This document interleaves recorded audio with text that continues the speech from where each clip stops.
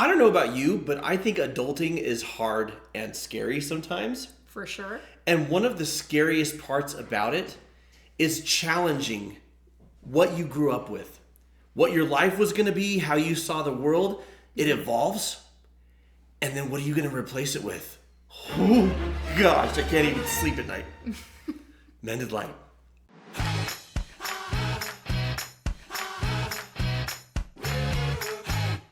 You know what character I love who reminds me of you? Who? What? Wonder Woman. Oh. Wonder Woman because you look like her, and also because I feel like you could run into a field of battle and do some damage. I just need some cuffs. But we all relate to Wonder Woman. If you've seen the film, she goes in like, I'm going to solve World War I because there's this god of war who is making everyone fight each other. Mm-hmm. And then she comes face to face with the reality that everything she believed was wrong. That it's not the god of war making people fight, it's the people. And she has what I call a dark night of the soul. It's not a whole night, but she has this moment where she's like, well, if people are causing all of this suffering, are people even worth saving? Right? Because she went in thinking they're all good and the god of war is evil, and now she sees evil in people. And she, for a time, all these values of decency and fighting to protect people, and freedom and justice. She loses all of it, and she's like, screw it. Innocent people, women and children slaughtered. Their homes and their villages looted. And if they're killing each other, maybe they deserve to die. Mm-hmm. And then she circles back around and she sees, but they're also fighting to protect each other. And they're also trying to help the innocent. Mm-hmm. And she sees like both good and evil exist. And she comes back to her original values of fighting for freedom and fighting for the innocents. But she's had a major paradigm shift. Yeah. Right?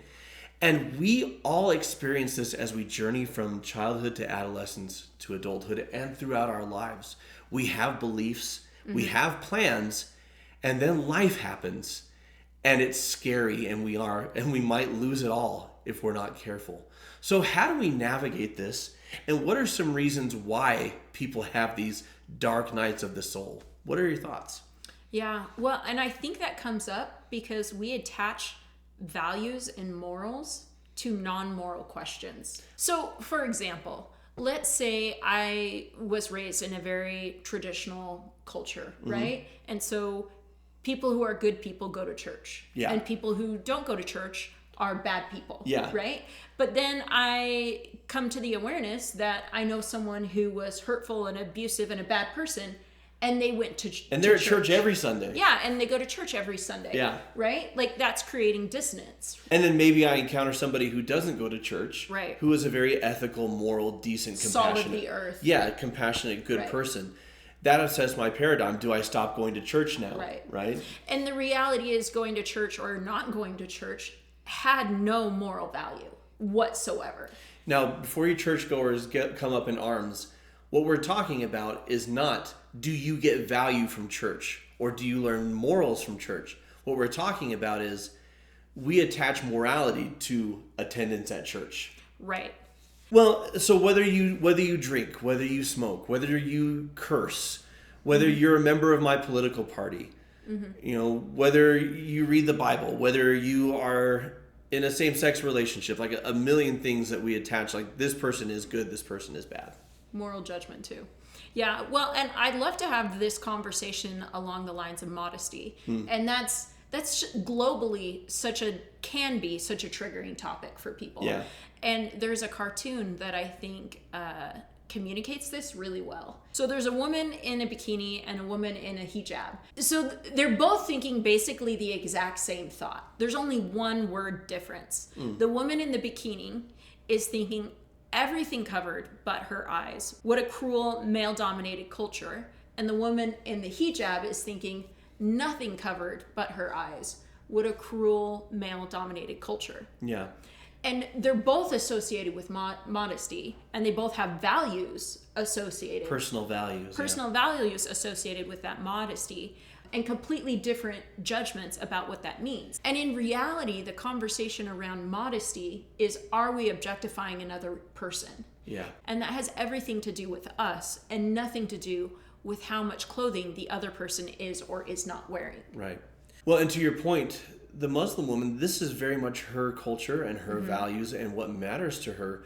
But in her case, her specific case, this specific woman, she's passing a moral judgment on a person for not sharing her values and for seeing the world differently. Because the woman in the bikini is saying, I should be free to dress how I'm comfortable.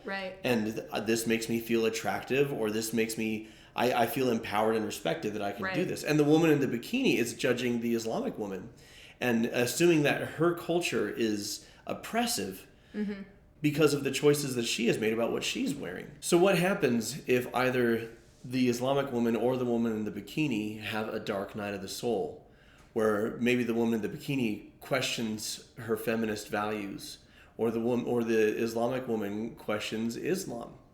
They may suddenly lose touch with all of it.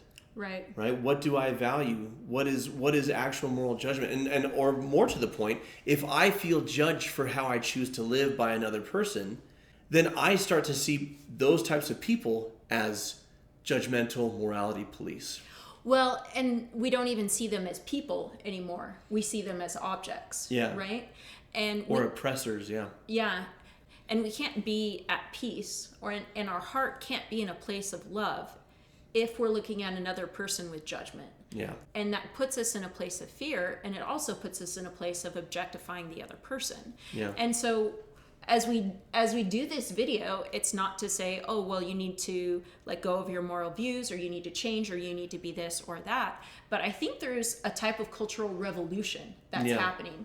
I think people are familiar with the phrase dark night of the soul, right? Because there's all these value judgments that have been made around non-moral questions. And then you begin to question everything.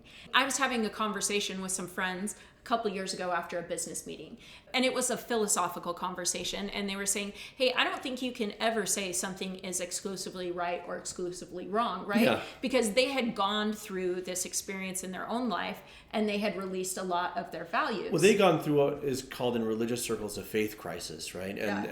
And because they no longer believed in the faith they were raised in, they had released a lot of assumptions about right and wrong and morality. Right.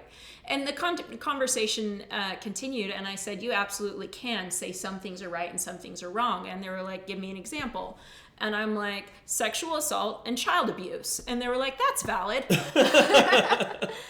But I wanted to have a conversation around this because I feel like I've gone through this experience myself. That the environment I grew up in was extremely conservative and had a lot of judgments tied to non-moral questions. And I'm very comfortable with where I'm at, and it's circled around, and I'm clear on, okay, here's what are moral questions to me, and here's what are not moral questions to me. And even interacting at times with my family of origin, I'll say, hey, that's not important to me. Like, that's not a big deal. And it's something they still attach morality to. And I'm like, that's not a moral question. And I guess you bringing it up this way, I really like this phrasing. There's a difference between values and morality. And we associate our values with morality because we say, well, the reason I hold these values is because this is what I think is right and wrong. The issue with that is if we can actually tease them out, then we leave room in terms of values for other people to do what they believe is right without us judging them to be bad people. When it comes to morality, that's issues that we should all be concerned about and frankly united on. There's a book I love. It's called Character, Strengths, and Virtues.